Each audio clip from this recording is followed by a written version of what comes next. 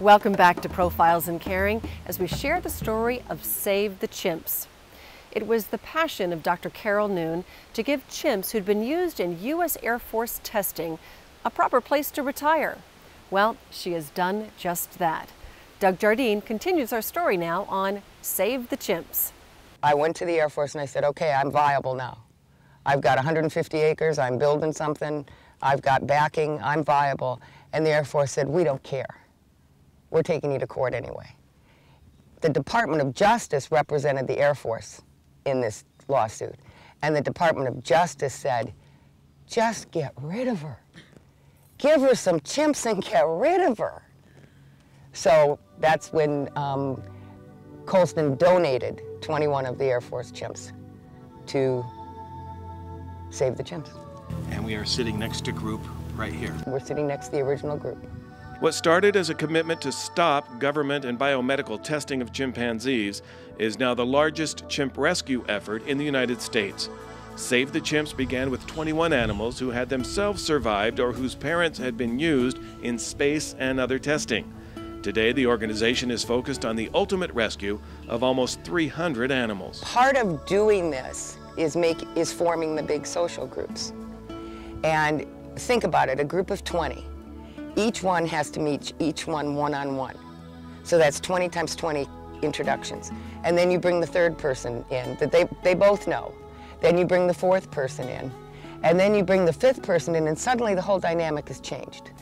And then you bring the sixth, seventh, eighth person, so that process is very complicated and very slow. So in order to get all the groups moved, we have to have all the groups formed. So we wait in part on that, on the chimps timetable. And when the timetable calls for eating, that's many times when the staff will go onto the islands here. Islands because water is a natural barrier for the chimps. They will not cross it. And so while the chimps are inside, I have a selfish chance of a lifetime. There's no public access to this sanctuary, and here I am standing on their ground. It's almost a spiritual connection to these animals, these very special animals who are being saved by this incredible organization. But my time on their land was limited. It is their land, and they had things to do and to talk about. It's almost as if they gather for group discussions or to talk about city business. This seems to me like it's a city council meeting or something.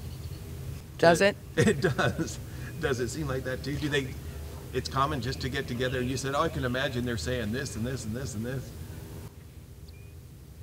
I have no idea what they're talking about. I truly don't.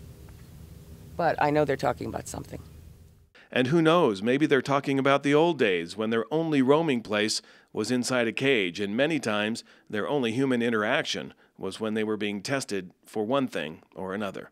There were 54 chimps living alone at the Colston Foundation, and one of them's name was Carlos. He had been born in Africa, which means he spent probably 44 years in the lab, and he lived alone. And just to show you what we're trying to do here, Carlos is now out of the lab, out of living alone, and he's probably in that group right there. This is the passion of Dr. Carol Noon. She exudes that passion. She lives it, teaches it, and shares it. And there is nothing more spectacular to her than to try something new and watch and learn from her chimps. On this day, a new treat place is set up with a new mirror on one side. So, watch, just as Carol and her staff did, as the chimps experience this for the very first time.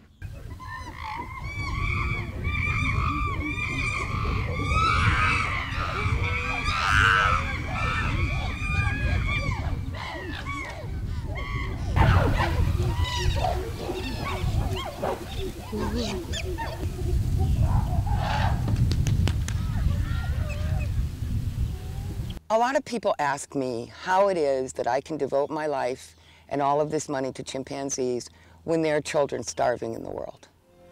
And I'm always taken aback by the question because I don't view the world in two halves, eating chimps and starving children.